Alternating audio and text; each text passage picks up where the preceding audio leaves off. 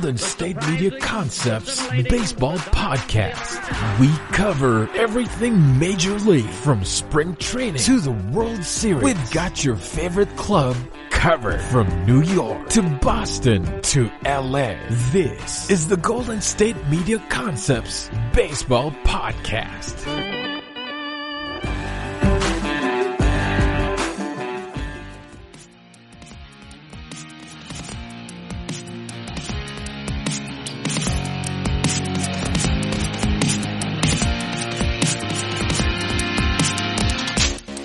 Boy, fun day to be a baseball fan as long as you don't live near Boston, around Boston, the New England area, or happen to be a Red Sox fan. Shout out my cousin Caleb. He jumped off the Reds bandwagon way early in childhood. It's done. The deal has been completed. And with the snow falling across many parts of the Midwest, we will have a conversation about baseball, a passionate, exciting, thrilling conversation about baseball in the middle of the month of February, which is always exciting and always good for the sport of baseball. The Mookie Betts trade has been completed. He's headed to the Dodgers. I told you so. I said that deal was going to happen about a week and a half ago on this show. I said it was going to be to the Dodgers. Don't listen to the rumors about the San Diego Padres getting involved on this deal. So much to get into. So many questions to ask, so many answers that I might have for you. So much fun to dive into on this podcast. Before we start, though, give us a follow on Twitter at GSMC_baseball. Mookie Betts, which, by the way, just so let's establish this before we dive into this trade, before we dive into the details of the deal. This entire show will be about this trade. Not much else to talk about in the world of baseball. I had planned for this show to talk about how Mike Moustakas might fit into the Cincinnati Reds lineup. I'd planned on this show to dive into some more broader topics in terms of baseball and baseball coaching. But this deal came through. I thought it might not get done till the deadline, but Boston wanted it done before spring training. Boston wanted to get these bad headlines out of the way before they had to start selling tickets, before they had to start seeing fans, before fans had to start thinking about baseball. They wanted to get this deal done. It's a business deal, but before we get all into that, we've got so much time to talk about all of that stuff, what it means. Is this as bad as the Babe Ruth deal to the Yankees? There's a lot of things being thrown out there all across media, and I really want to touch on all those. But before we get to that, you need to understand how good Mookie Betts is. So for a player, this was a great article by The Ringer. I really recommend you check it out. Mookie Betts is the most valuable player to be traded under the age of 28 ever. Ever. There's never been a player this good, this young, traded. It's never happened. Now they've left in free agency. They've been a little bit older. Alex Rodriguez wasn't even the player that Mookie Betts is now, but he was 29, nearly 29. Mookie Betts is just turning 28. Rodriguez moved from the Rangers to the Yankees. What'd the Yankees do the immediate season following? Well, they won 100 games, and 90 the next year and 90 the next. And we know how effective Alex Rodriguez was throughout regular seasons while in New York. Now, they didn't get done and win a World Series in the years immediately following the trade for Alex Rodriguez, and we understand what happened off the field. But it was a massive deal for the Yankees. It worked. Another deal that's similar to this, Josh Donaldson moving to the Blue Jays. That worked for Toronto. They made 2 ALCSs. And so every time a deal like this has been done, it's worked. And Mookie Betts is better than these players. Mookie Betts had a better 2-year wins above replacement than Alex Rodriguez when he moved to the New York Yankees. Mookie Betts and Mike Trout are the two best players in baseball by a significant amount. It's Mookie Betts, it's Mike Trout in terms of position players.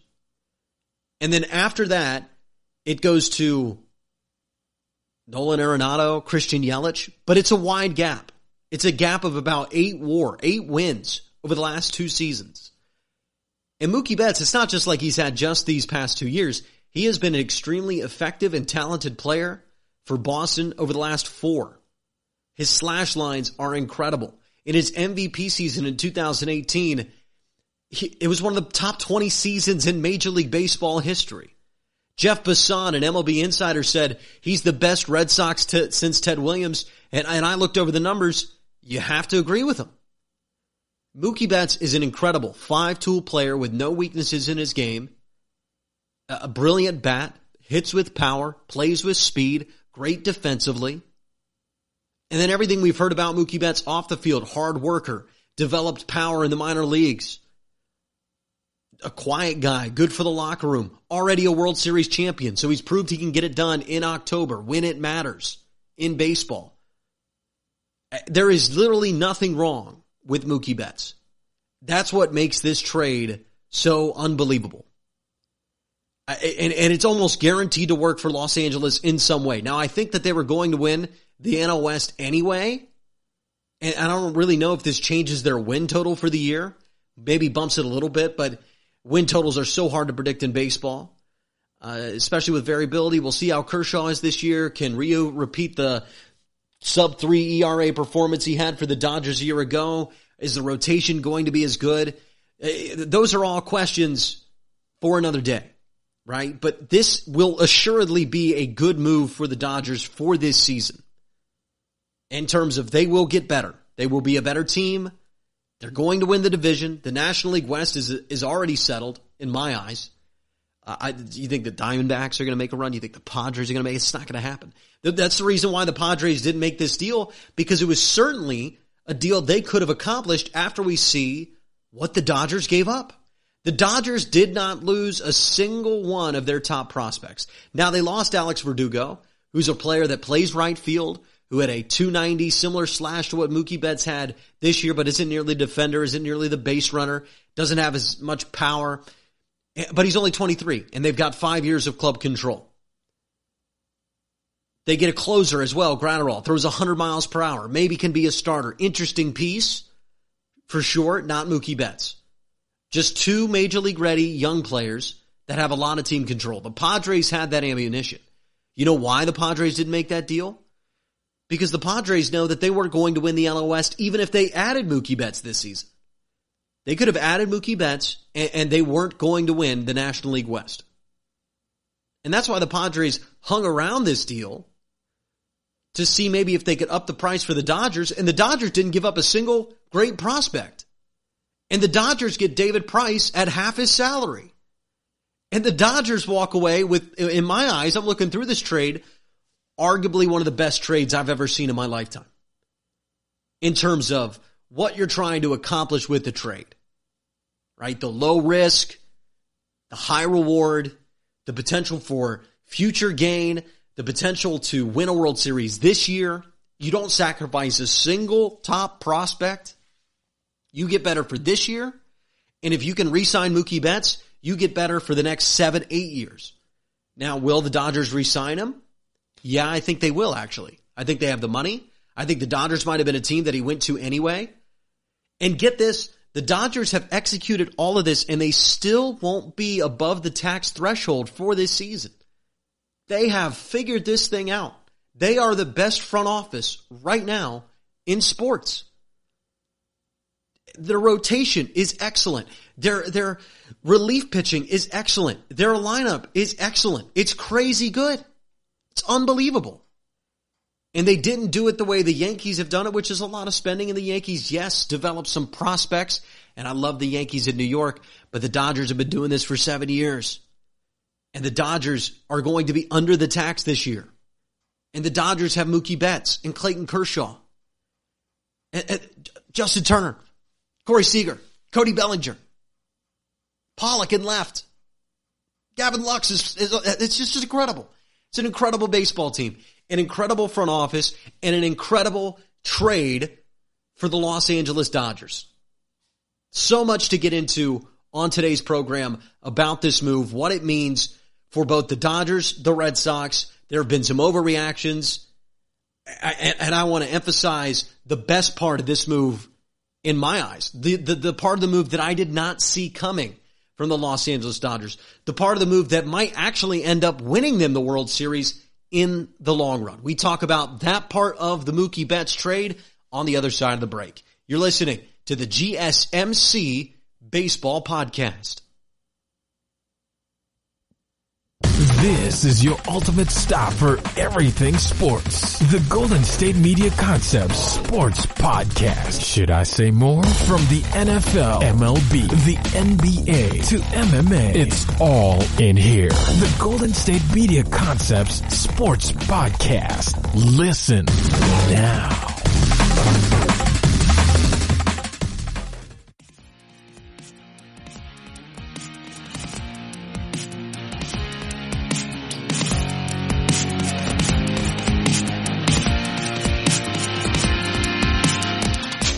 Unbelievable news.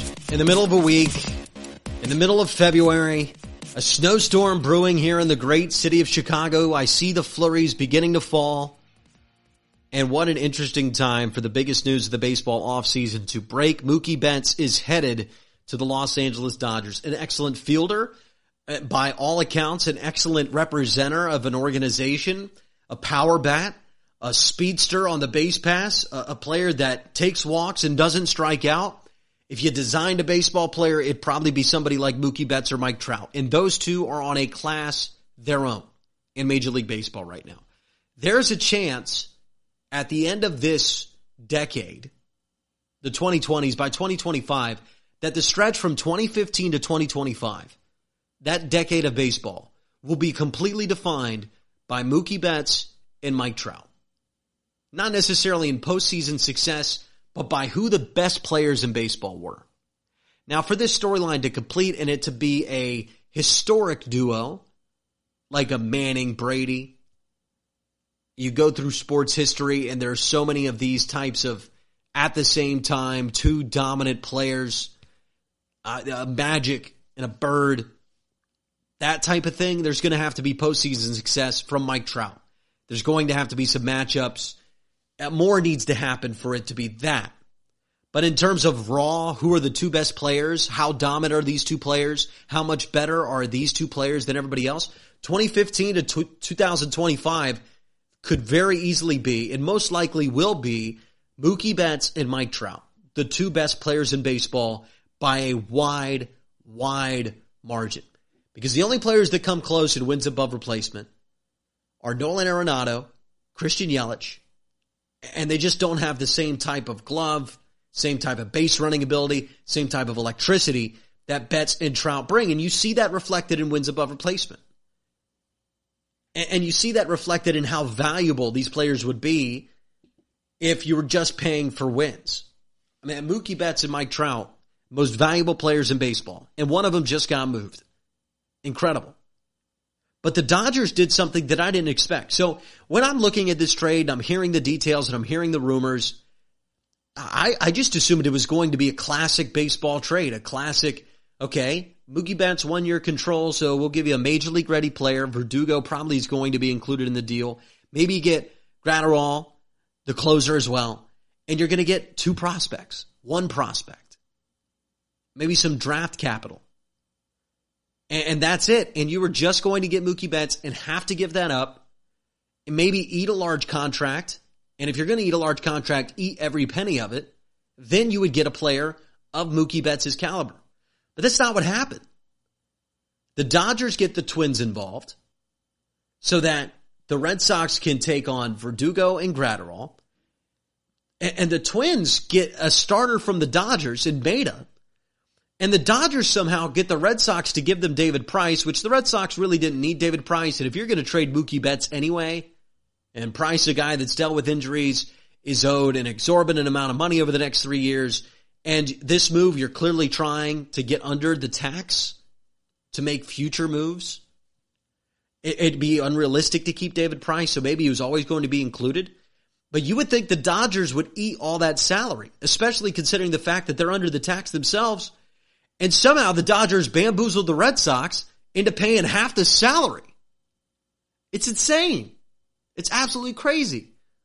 So the Dodgers got David Price, who is more healthy than he was to start last season, who won a World Series in Los Angeles for the Red Sox in Dodger Stadium, who has shown an ability to be a fantastic frontline pitcher who's never had an opportunity to pitch in the National League.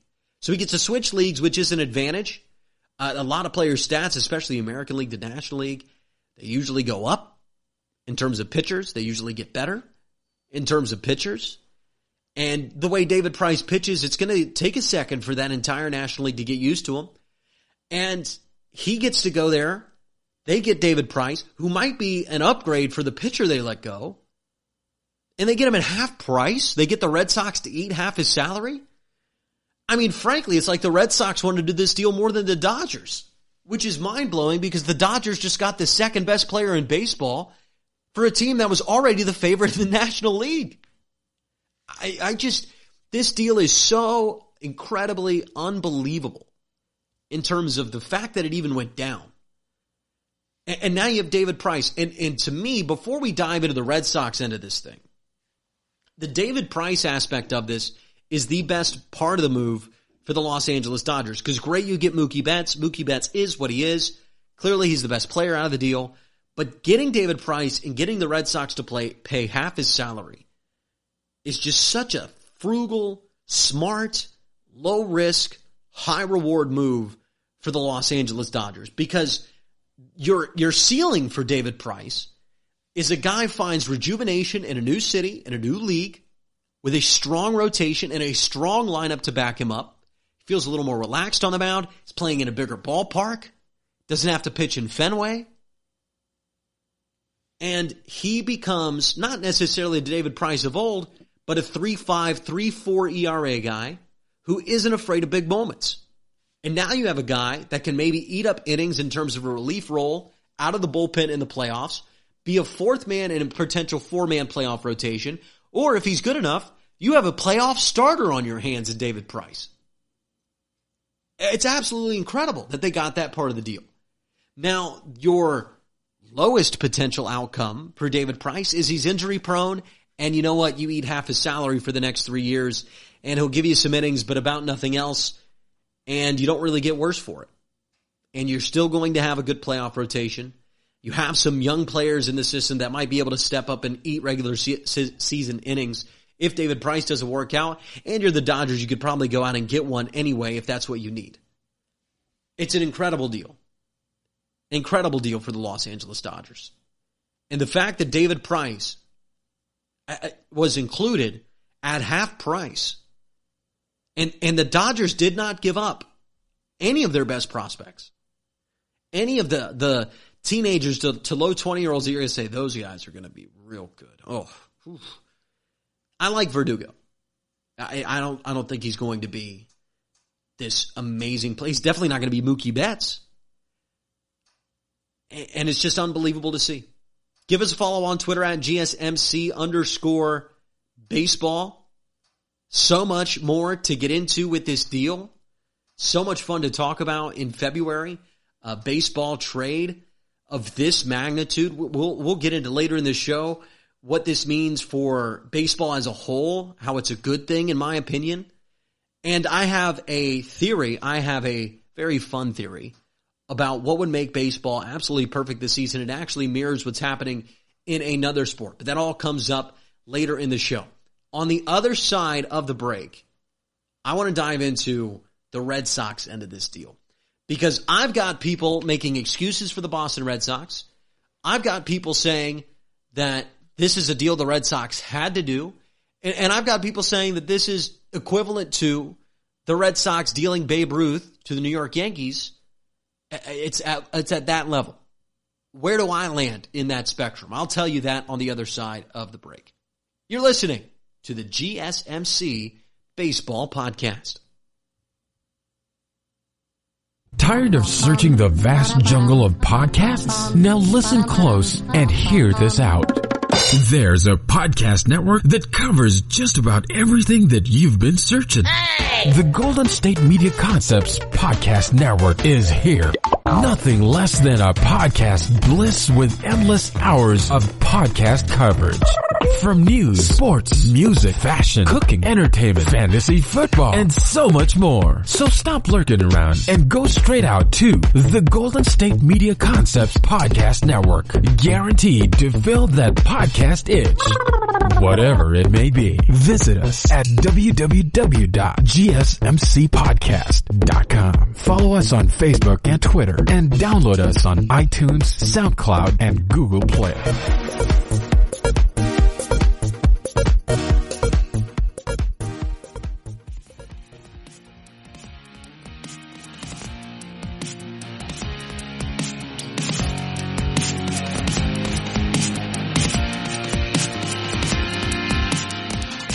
GSMC Baseball Podcast. Give us a follow on Twitter at GSMC_baseball. I'm your host, Lucas Moore. Mookie Betts headed to the Dodgers. And Red Sox fans, listen, sports talk is pretty intense in Boston. They love their teams. They're used to a lot of winning. Red Sox have won 4 championships in the last 15 years, including breaking the curse of the Bambino, that 86-year drought, after they moved on from Babe Ruth in a deal that many are calling very similar to what we just saw happen with Mookie Betts. I'll get into that in just a second. And they've won 6 Super Bowls with the Patriots, and the Bruins have won, and just everybody's winning in Boston. So I'm not really going to feel bad for Boston fans, but it's a city of high expectations. It's a city that has a baseball team that's one of the foundational baseball teams in the world, with one of the richest ownership groups in the world, who has just made a deal that a part of it is getting under a tax number, is saving money, while at the same time increasing ticket prices at Fenway this year. It's a bad look for sure. And I can understand why Boston fans are upset. So you have really 2 ends of the spectrum on this. You have the Red Sox apologists, and you have the Red Sox red with anger folk. And I see both sides of this argument when we look at this deal. So first we start with the Red Sox apologists, who say, listen, the Red Sox were a team that's about to come down with some serious sanctions from Major League Baseball. Maybe they've already heard what these sanctions might be. That it's a team that lost their manager. It's a team that doesn't have a manager yet. They just won 84 games a year ago with Mookie Betts healthy in right field. It's a team that's been over the tax for the last 2 years, and a team in their own division got under the tax to then sign a player like Garrett Cole, and that's making the Yankees the betting favorites in Major League Baseball this upcoming season. So maybe getting under the tax is a good plan, and is a plan that the Red Sox should follow their rival Yankees in doing. And the Red Sox apologists would also say, and maybe Mookie Betts is on the way out. He's got 1 year left, $27 million. He wanted to test the open market. You don't want to lose him for nothing. And Red Sox apologists can go even further in the stats and say, theoretically, if Betts wasn't going to re-sign with the Red Sox won this deal because of the estimated value of the 2 players they got in return. And they shed the contract of they shed half of David Price's contract. Not sure how much of that contract you're actually shedding when you're only getting 50%. But the Red Sox apologists have those arguments to lay back on. And yes, you get under the tax not to save money, but to be more competitive over the next 5 years. You were 3rd in the division last year anyway. You don't feel like you really got better. Your team is chock full of scandal, and you feel like you're the 3rd best team in the division this year. So you make the deal for Mookie Betts when you can get the highest value on it, which is before the season. And you look forward to the next 5 years. And Red Sox apologists can also say, listen, they've won 4 World Series in the last 15 years. They are a highly rich ownership group. You think they know what they're doing? They feel like they know what they're doing.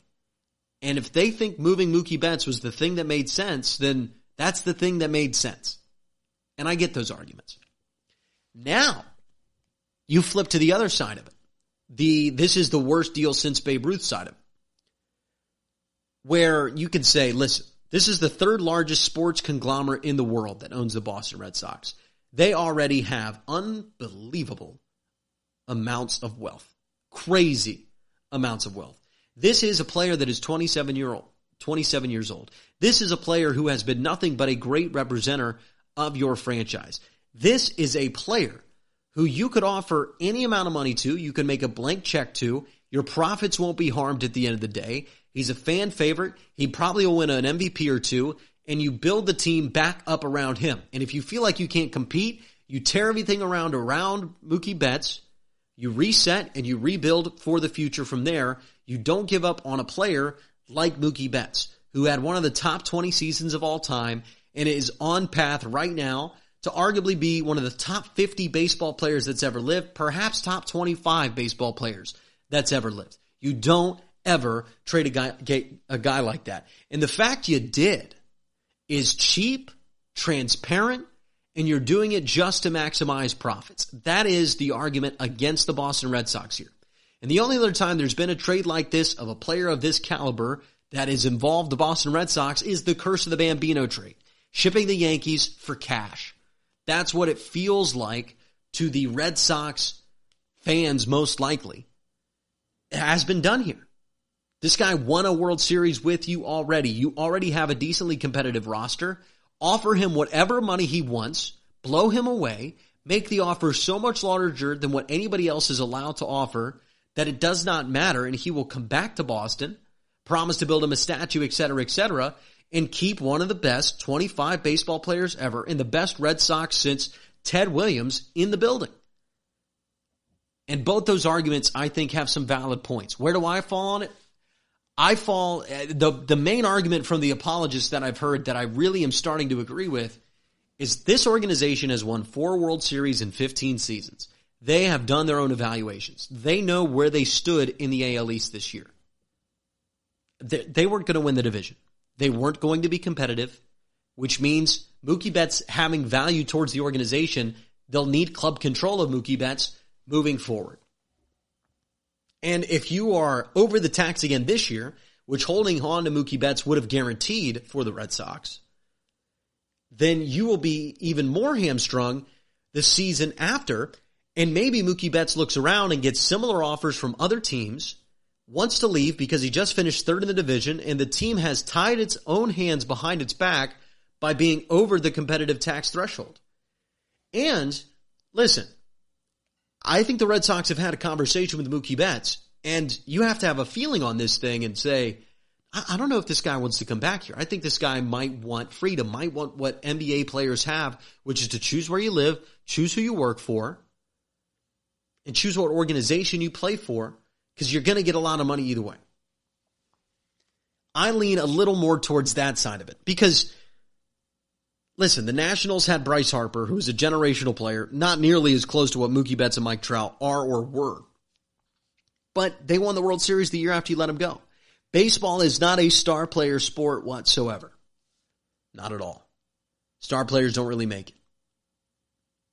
So I fall more on the apologist side. I fall on more in trusting the organization that's won 4 World Series in the last 15 years, the owner who was smart enough to try to bring in Billy Beane and offer him the largest contract in history, then ended up bringing in Theo Epstein, who's the smartest general manager of the 21st century so far, in John Henry. And I'll trust that organization. And that organization has to look at itself and go, listen, the Major League Baseball is about to hammer us. Major League Baseball is about to take our wings right off us because of this cheating scandal. Haven't even gotten the sanctions yet. This will be a year of turmoil, a year where we don't even have a manager heading into spring training, it feels like. And we're the 3rd best team in the division according to all of our evaluations. And maybe if everything goes right, we win the AL East. But the Yankees are so far ahead of us right now. We can't be competitive now. And if we sign Mookie Betts to this long-term deal and keep him this year, we can't be competitive moving forward unless we start to spend unbelievable amounts of money, which will harm, obviously, profits, and nobody wants to spend too much money than everybody else, because it is still a business. And I understand the Red Sox perspective. I mean, you just let the best player in a generation walk out the door to Los Angeles. And I think Mookie's going to like Los Angeles. It's a big city, fits his personality. The warm city of LA, much better to live in than probably Boston to some people. I think to a lot of people. Southern California, very nice. And the Dodgers will be under the tax threshold, have flexibility, and be able to offer Mookie Betts whatever the man wants. So all he has to do is go there and perform as he's done his entire career this year in Los Angeles, and he's found a long-term home. I think it's a great deal for the Dodgers. I think it's a great deal for Mookie Betts. I think the Red Sox could have shown a little more patience, could have shown a little more aggressiveness in trying to get the best haul for Mookie Betts. But the Dodgers were the only team that felt like they were in position to make this deal, the only team comfortable offering this. And if this was the best offer for Mookie Betts, I'm going to trust the Red Sox on it. And it's a shame they have to let him go. And it's not just a money grab, but it's a difficult call. I see both sides of it, but I'm a little more on the trusting the Red Sox side of it. And the way baseball works, in 3 years, the Red Sox could be winning another World Series without Mookie Betts. Because this isn't a star player sport. This is not a sport that's driven by stars. It's a sport that's driven by teams. And the Nationals were a huge example of that just a season ago. We'll go ahead and step aside. On the other side of the break, this tax threshold thing is working. It's working. We've got player movement in baseball. We've got stars changing cities. We'll talk about how good this thing is for the health of the game of baseball. Talk about it on the other side of the break. You're listening to the GSMC Baseball Podcast. Want to know the latest in soccer? Then listen to the Golden State Media Concepts Soccer Podcast. From MLS, the World Cup, and the Premier League, we've got you covered. The latest updates, the hottest matches, and news on the league's top players. It's the Golden State Media Concepts Soccer Podcast. David Beckham scores the goal to take England all the way to the World Cup finals. Listen now.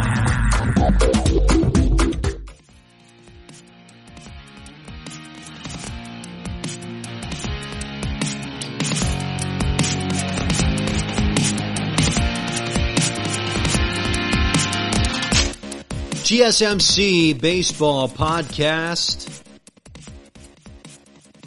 Mookie Betts, a Los Angeles Dodger, full coverage on today's show. Just talked about the Red Sox perspective on this. But let's talk about the tax and what this means for baseball as a whole.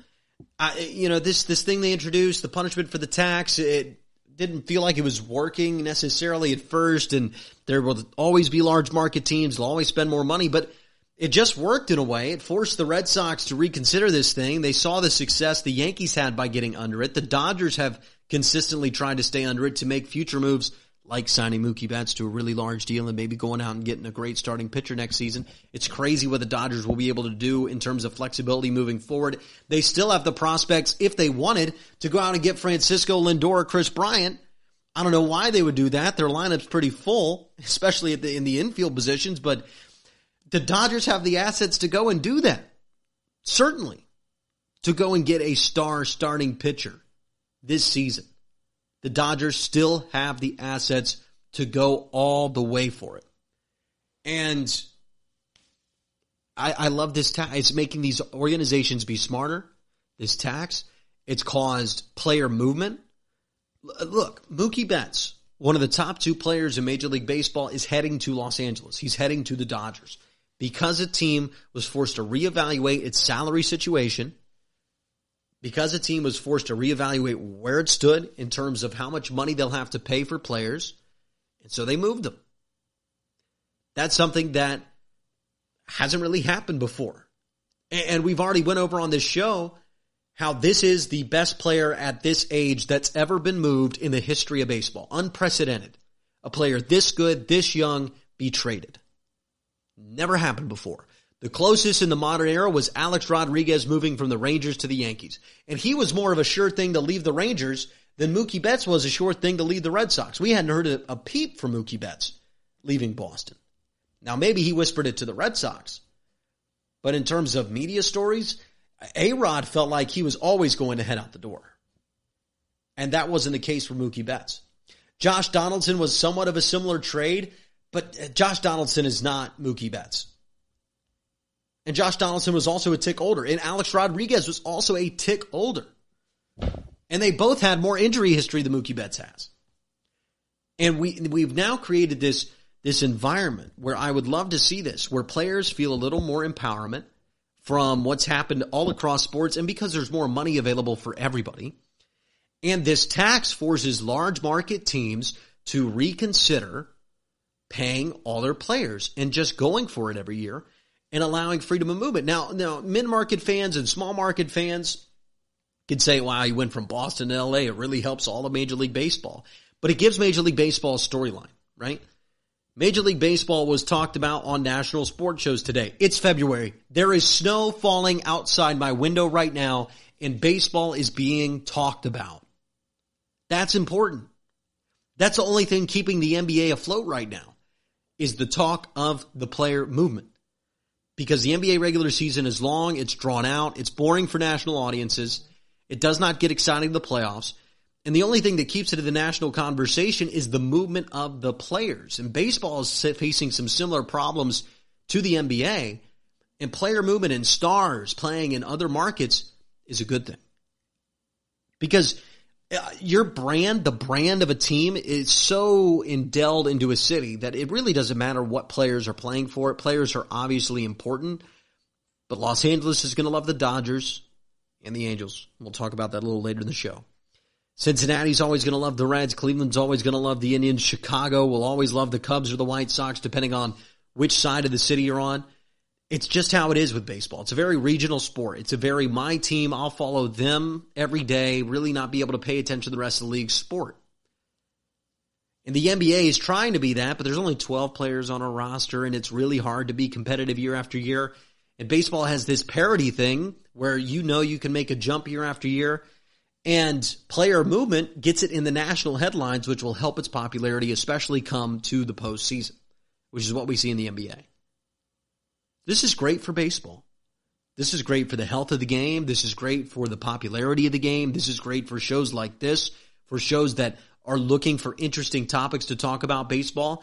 And it's a great time for it to happen with snow falling on the ground. And the biggest story in the media right now is who's participating in the three-point challenge at the NBA All-Star Game in Chicago. Great time for it. And it needs to happen more. Baseball needs to reduce some of the restrictions for younger players because players are getting better younger in all sports. There needs to not be so much early team control. We need to see these guys be able to move on at age 25, 26, right? The Red Sox should have been faced with this decision after Mookie Betts' second great season, not his fourth. Because then we'd see guys who we think could be star players then be moved on from or traded, right? Teams have to manipulate salary a little bit more. I think that the tax threshold should even be lowered or a hard salary cap be put into place, right? The players' union will never go for it.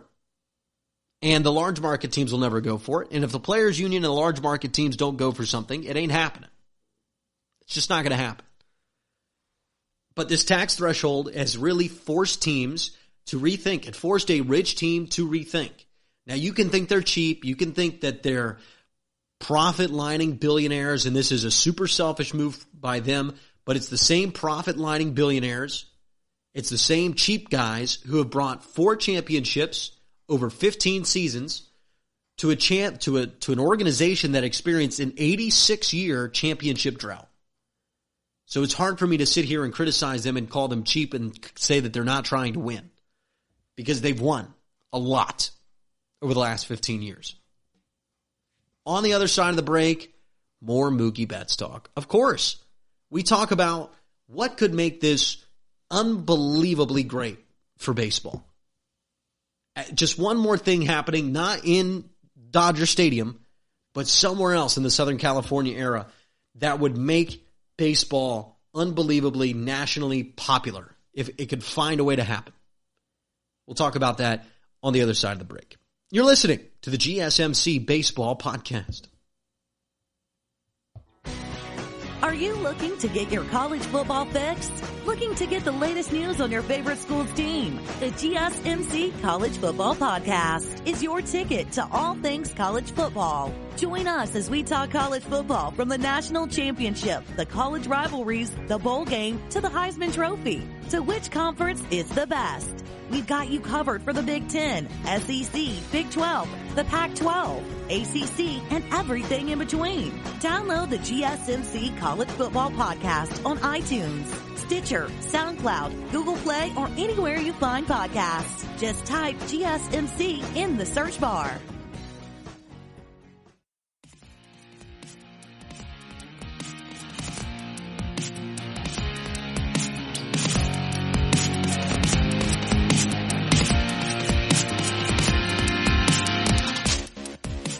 Final segment of the show, GSMC Baseball Podcast. You know, I had been warned by many individuals about the snow that was making its way into the Chicago area. Listen, I've started to come, I stopped driving when I moved here to Chicago because public transit, I live in the city, close to Wrigley Field. So it's really easy for me to get around everywhere I need to get without actually having to be in a vehicle. So I haven't really worried about the weather whatsoever. It's not a thing that I've been thinking about. It's not a thing that I've been worrying about. So I don't really look at the weather report. I don't watch the Weather Channel. It's not part of my daily consumption of media. So much other stuff to watch. Major League Baseball highlights, reading articles about baseball, soccer games, football games, the works, movies. Checked out The Greatest Showman last night. I didn't know the snow was coming, but it's really starting to come down. And I'm excited to talk about baseball. That's a brilliant combination. Brilliant combination. And that's what trades like this do. Bring excitement. Bring fun, energy, wonder, conversation. The things that drive sports when the sport's not being played. And conversation, writing, storylines is what makes sports so damn popular in the first place. Right? People think it's the actions on the field. No. It's the stories. Stories make sports. It's why Grantland Rice, in my opinion, is the most influential figure in sports history. For those who don't know, Grantland Rice, very famous sports writer in the early 20th century. He exaggerated a lot of things. Right? He called the 4 Notre Dame running backs the 4 horsemen of the apocalypse, and not a single one of them was over 170 pounds. Weren't exactly intimidating, but the little bit of flair, the little bit of exaggeration, the storyline, right, made it more exciting, made it more interesting, fed into a story. And we talk about journalism and honesty, and all those things are important, but those things don't matter in sports. This is entertainment. This is fun. We want to have conversations. We want to discuss stories. We want to talk about championships and rivals and moments. You know, I flash back. I looked through every single Super Bowl today just to see which team was the favorite. What was the storyline coming into it?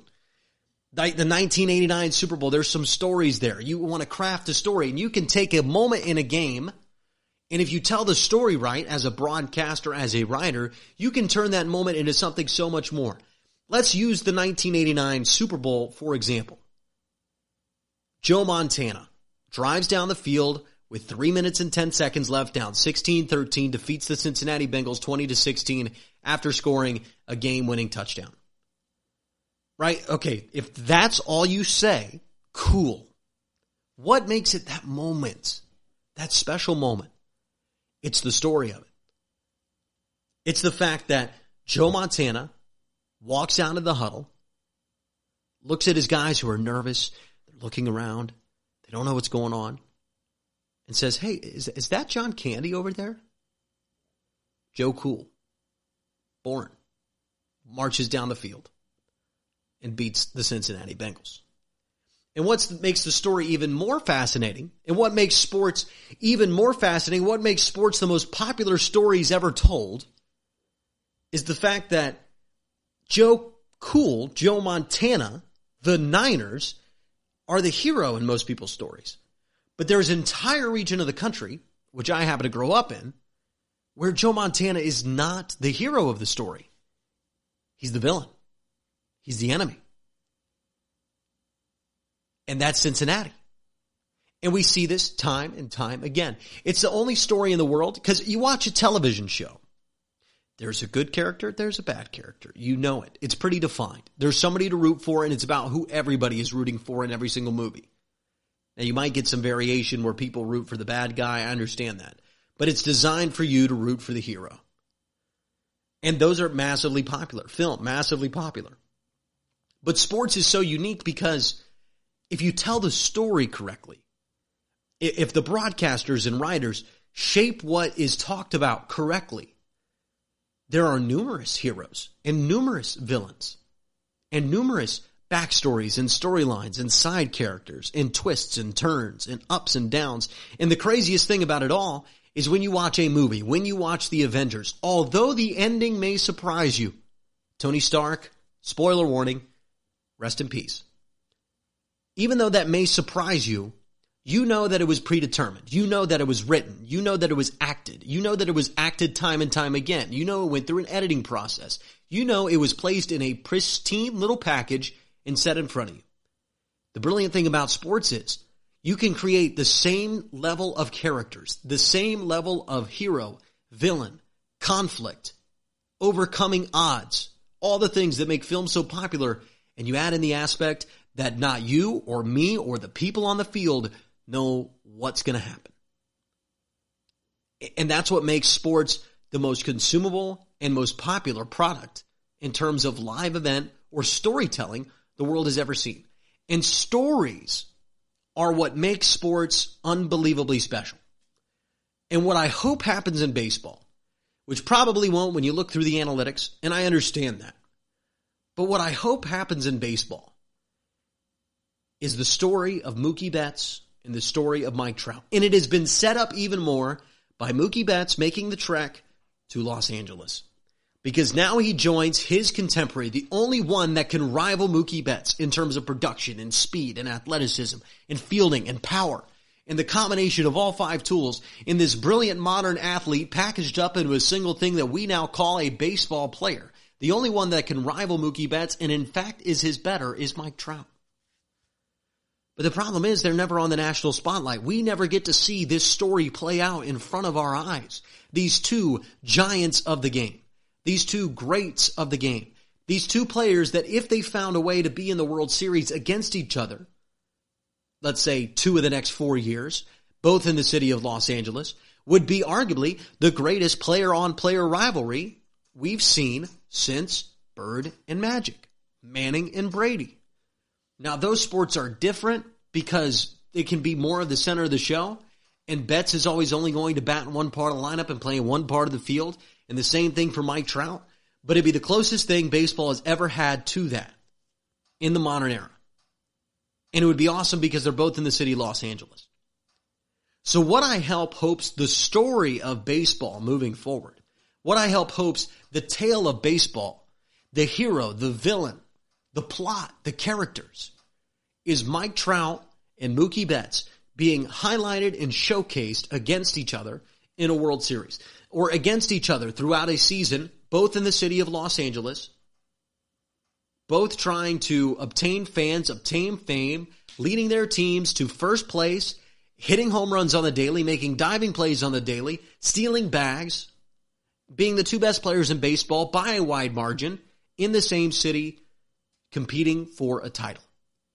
That's what would be amazing for the sport of baseball. That's what would make my heart skip a few beats. That's what would get me juiced and excited for this game. More than I've ever been excited for it. Hopefully it happens. Just don't think the Angels will be able to get there.